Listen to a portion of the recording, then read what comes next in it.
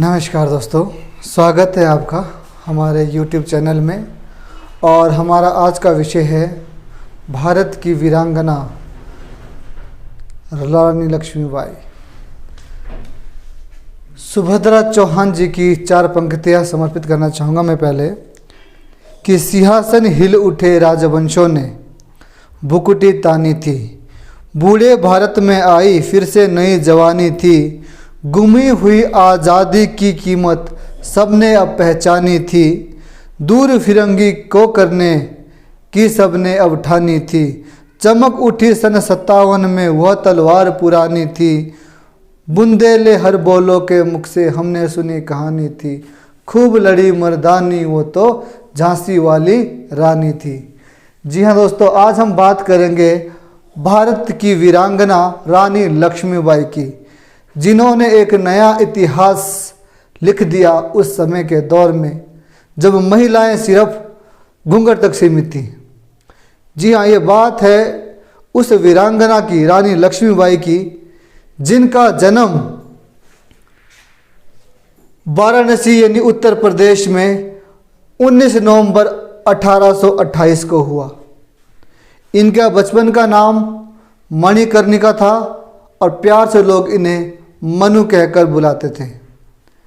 मणिकर्णिका यानी मनु को बचपन से ही पहले अध्यापन में बहुत रुचि थी, पढ़ाई लिखाई में बहुत रुचि थी और उम्र के बढ़ने के साथ साथ इनके जो रुचियाँ भी वो बदलती रही। और रानी लक्ष्मीबाई यानी मनु को शौक़ हो गया शस्त्र चलाने का, घुड़सवारी करने का, हाथी पर बैठने का। तो बचपन में कहते थे कि इनको भाई तुम बहुत छोटी हो, अभी से लेकर ये सब काम मत किया करो, अच्छे नहीं लगते। लेकिन रानी लक्ष्मीबाई को शौक़ था, क्योंकि बहुत साहसी थे, तो उन्हें शौक़ था तलवार चलाने का, घुड़सवारी करने का और हाथी पर बैठने का। तो शुरू होती है मनु की कहानी बचपन से। तो बचपन से ही मनु युद्ध कौशल में बहुत रुचि लेने लगी थी और जिसका परिणाम ये हुआ कि मनु ने बहुत जल्दी जो है हथियार चलाना सीख लिया। अस्त्र और शस्त्रों में पारंगत होने के साथ साथ शास्त्र विद्या और शास्त्रों में भी पारंगत हासिल कर ली। इनके पिता का नाम मोरोपंत ताबे था और इनके माता का नाम जो है वो भागीरथी बाई था। बहुत कम उम्र में ही यानी 14 साल की उम्र में ही मनु यानी मणिकर्णिका का विवाह हो जाता है झांसी के महाराज गंगाधर राव से। छोटी उम्र में ही इनकी शादी हो जाती है और 1 साल के बाद इनके पुत्र की प्राप्ति होती है। बहुत खुश होते हैं मनु भी और इनके पति भी, और कहते हैं कि इनकी खुशी जो लंबे समय तक नहीं चल पाई और मात्र 4 महीने की अल्प आयु में ही इनके पुत्र दामोदर राव की मृत्यु हो गई। उसके बाद पति तो शोक में डूब गए और उसके बाद बहुत बीमार रहने लगे और कुछ समय के बाद जो है इनकी सेहत भी बहुत कमज़ोर होने लगी। तो इनके मन में क्या आया कि इन्होंने अपने चचेरे भाई के पुत्र आनंद राव को गोद ले लिया और उसे झांसी का नया उत्तराधिकारी घोषित कर दिया। लेकिन अंग्रेजों को ये बात राज नहीं आई। अंग्रेजों ने जो है वो रूल लगा दिया डॉक्ट्रिन ऑफ लैप्स, यानी जिस राजा महाराजा के पास अपनी खुद की संतान नहीं है वो राज्य जो है वो ब्रिटिश साम्राज्य के अधीन रहेगा। तो यही बात रानी को खटक गई और मणिकर्णिका ने जो है नया अवतार ले लिया, जिसे हम झांसी की रानी के नाम से जानते हैं। कुछ समय के बाद क्या होता है, तब पहले तो शुरुआत के दौर में तो अंग्रेज चुप रहते हैं, लेकिन जैसे ही गंगाधर राव की मृत्यु हो जाती है अंग्रेज फरमान जारी कर देते हैं झांसी के लिए कि आज से आपके राज्य को जो है वो ब्रिटिश साम्राज्य के अधीन मिलाया जाएगा, इसका विलय कर लीजिए, क्योंकि आपके पास संतान नहीं है और जो गोद ली गई संतान है वो आपके राज्य के उत्तराधिकारी नहीं हो सकते हैं। मनु ने यानी झांसी की रानी ने इस बात को स्वीकार नहीं किया। उन्होंने कहा कि हम अंग्रेजी हुकूमत की इस फरमान को मानने से साफ इनकार करते हैं और झांसी की रानी ने जो है वो बगावत कर दी। अंग्रेज़ों को लगा कि वो तो बहुत ताकतवर लोग हैं, तो अंग्रेज़ों ने जो है वो कब्जा करने की कोशिश की झांसी पर। और रानी, झांसी की रानी बहुत ही बचपन से ही बहुत साहसी थी, तो हार मानने वाली महिला तो थी नहीं। तो झांसी की रानी ने अपने सेना खड़ी कर दी और अंग्रेज़ों को खुलेआम चुनौती दे दी कि मेरे जो है वो प्राण जा सकते हैं, लेकिन जब तक मैं जीवित हूँ झांसी पर मैं आँच नहीं आने दूंगी और झांसी को मैं अंग्रेज़ों के अधीन नहीं जाने दूंगी। फिर होना क्या था, अंग्रेज़ों ने शक्ति का प्रयोग किया और अपनी सेना को भेज दिया, झांसी के लिए रवाना कर दिया और युद्ध चल पड़ा झांसी की रानी की सेना के बीच और अंग्रेज़ों की सेना के बीच। अंग्रेज़ों के पास तकनीक थी, टेक्नोलॉजी थी, नए नए हथियार थे, लेकिन झांसी की सेना बाहुबल के सारे लड़ी थी। देखिए दोस्तों, अंग्रेज़ों के साथ बहुत लड़ाई हुई और उस समय जो अंग्रेज़ों के जो और से हेड थे लॉर्ड डलहौजी, उन्होंने ये नीति बनाई थी कि जो भी आपका गोद लिया गया बच्चा है, गोद लिए गए बच्चे को हम आपका उत्तराधिकारी एक्सेप्ट नहीं करते हैं। और ये अंग्रेज़ों ने कब कहा, 1953 को, जब झांसी के महाराज यानी दामोदर राव, गंगाधर राव की मृत्यु हो गई थी। उसके बाद इन्होंने फरमान दिया कि हम आपके राज्य को अब अंग्रेजी रियासत में विलय कर रहे हैं, क्योंकि आपका पुत्र अपना तो नहीं है, तो गोद ले गए बच्चे को हम उत्तराधिकारी एक्सेप्ट नहीं करते हैं। और इन्होंने रूल लगा दिया डॉक्ट्राइन ऑफ लैप्स, तो रानी ने मना कर दिया। उसके बाद झांसी की रानी और अंग्रेज़ों के बीच जो है वो लड़ाई चलती है जून 1858 में। तो ये वो दौर था जब अंग्रेज़ों के साथ झांसी की रानी ने युद्ध लिया। और कहते हैं कि झांसी की रानी ने इतने बेहतरीन तरीके से लड़ाई लड़ी कि अंग्रेज़ जो है वो दंग रह गए उसे देखते हुए। दोनों हाथों में तलवार लेकर अंग्रेज़ों पर वार किया और अंग्रेज़ों के कई सैनिकों को जो है वो तलवार से गाजर मूली की तरह काट दिया और लड़ते लड़ते जो है वो उनकी मृत्यु हो जाती है। फिर भारत ने जो है 1943 में जो अपनी रेजिमेंट बना रखी है इंडियन नेशनल आर्मी की, जो पहली रेजिमेंट बनाई उसको नाम दे दिया झांसी। भारत की जो आर्मी है उसमें क्या है, अलग अलग बटालियन बनी हुई है, जैसे जय दुर्गा बटालियन है, उसी तरह आपकी झांसी भी एक बटालियन है। और ये नाम दे रखा है भारत के आर्मी के बटालियन को, क्योंकि झांसी का मतलब होता है, झांसी को प्रतीक माना जाता है सम्मान का, साहस का, शौर्य का, पराक्रम का। और कहते हैं कि झांसी की रानी के पास 2 घोड़े थे जो उन्हें बहुत प्रिय थे, एक का नाम था पवन और एक का नाम था बादल।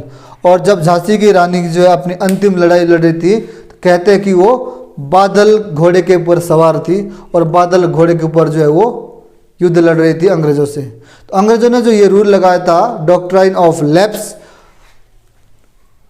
ये जो नीति थी वो 1948 में किसने, वर्ष 1948 में, 48 से 56 के बीच जो लॉर्ड डलहौजी गवर्नर थे उन्होंने ये नीति को बनाया था। और इसका मतलब था विलय करवाना, यानी जितनी भी भारत की जो रियासतें हैं, रजवाड़ी रियासतें हैं, उनके ऊपर कब्जा कर लेना। और इन्होंने इस नीति के तहत जो है भारत का 17 रियासत जो 1858 में, जैतपुर और संबलपुर रियासत 1849 में, बघाट रियासत 1850 ईस्वी में, उदयपुर 1850 ईस्वी में, झांसी 1853 ईस्वी में और नागपुर 1854 ईस्वी में अंग्रेजी रियासत में विलय कर लिया था इन सब का। ठीक है, किस नियम के तहत, डॉक्ट्राइन ऑफ लैप्स के तहत।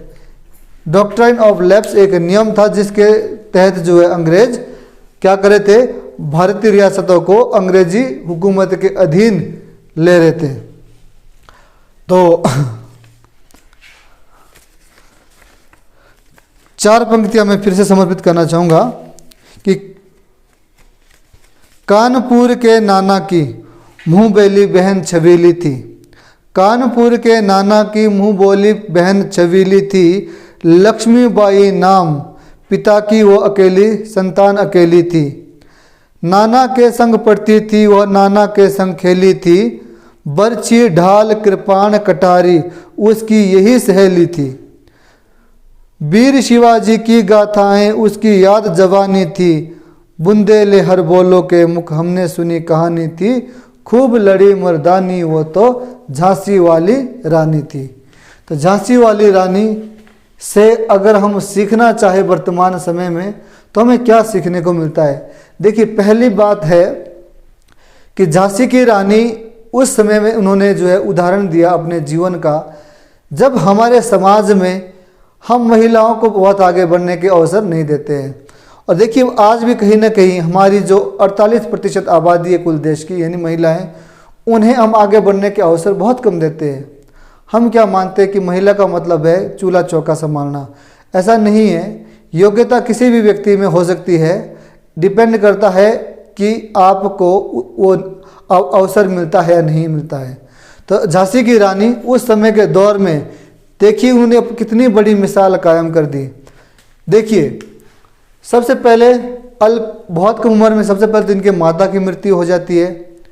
कुछ समय के बाद उनके जो पति है उनकी भी बहुत कम उम्र में ही मृत्यु हो जाती है। बच्चे की मृत्यु हो जाती है। यानी अगर देखा जाए तो इमोशनली बहुत बुरी तरह से टूटी हुई थी झांसी की रानी। इमोशनली लगभग देखो, जिसके ऊपर इतने सारी दुख के पहाड़ एक पर एक आते रहे हो तो वो व्यक्ति कितना स्ट्रांग हो सकता है। लेकिन फिर भी देखो उनकी हिम्मत देखिए। हिम्मत का दूसरा नाम है झांसी की रानी। उन्होंने हिम्मत नहीं हारी और अपने अंतिम समय तक, अंतिम सांस तक जो है अंग्रेजों से लोहा लेती रही और अंग्रेजों को भी दिखा दिया कि अगर किसी रियासत में राजा नहीं है तो इसका मतलब ये नहीं कि वो राज्य जो है वो अब ख़त्म है, वो अंग्रेज आसानी से हड़प लेंगे। उन्होंने एक मिसाल कायम की कि लेडी मीन्स साहस, लेडी मीन्स हिम्मत, लेडी मीन्स पावर। तो झांसी की रानी को हमें याद करते हुए बहुत खुशी होती है कि ऐसी ऐसी वीरांगना, ऐसी ऐसी महिलाएं हमारे देश में पैदा हुई है जिन्होंने भारत को गौरवान्वित किया है। तो फाइनली जो है 1858 में इनका जन्म कब हुआ था? 19 नवंबर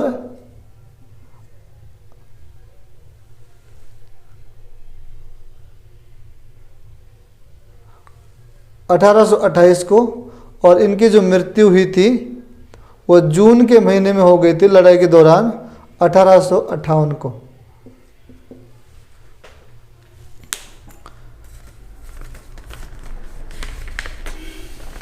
तो इसके साथ ही हम ख़त्म करते अपने टॉपिक को कुछ चंद पंक्तियों के साथ कि सिंहासन हिल उठे, सिंहासन हिल उठे, राजवंशों ने भुकटी तानी थी, बूढ़े भारत में आई फिर से नई जवानी थी, गुमी हुई आज़ादी की कीमत अब सबने पहचानी थी, दूर फिरंगी को करने की अब सबने मन में ठानी थी, चमक उठी सन 57 में वह तलवार पुरानी थी, बुंदेले हर बोलो के मुख हमने सुनी कहानी थी, खूब लड़ी मर्दानी वो तो झांसी वाली रानी थी। तो आई होप दोस्तों आपको कुछ आइडिया लग गया होगा आज के टॉपिक से। फिर मिलते हैं किसी नेक्स्ट वीडियो के साथ, तब तक के लिए जय हिंद, जय भारत। Thank you.